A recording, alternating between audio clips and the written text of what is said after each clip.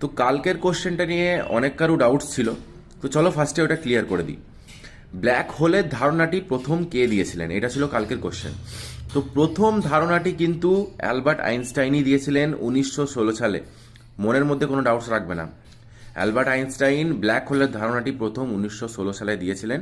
কিন্তু কিছু বছর পর সেই ব্ল্যাক হোলের নামকরণটি করেছিলেন জন হুইলার 1967 সালে, তার নামকরণ করেছিলেন। কিন্তু প্রথম ধারণাটি দিয়েছিলেন অ্যালবার্ট আইনস্টাইন। ঠিক আছে, আর কোনো মনে ডাউটস রাখবে না। আর দ্বিতীয় কোশ্চেনটা রাউলের ট্যাক্ট, এটা সবাই বলেছে 1919। তো আজকের প্রথম কোশ্চেন, থমাস কাপ কোন খেলার সঙ্গে যুক্ত? প্রথম কোশ্চেন, থমাস কাপ কোন খেলার সঙ্গে যুক্ত? এবং দ্বিতীয় কোশ্চেন, গৌতম বুদ্ধ অভয়ারণ্যটি কোথায় অবস্থিত? গৌতম বুদ্ধ অভয়ারণ্যটি কোথায় অবস্থিত? তো কালকের টপ দুজন আনসার দিয়েছে, তাদের নাম হলো রাহুল পাত্র এবং সুপ্রিয়। তো চলো।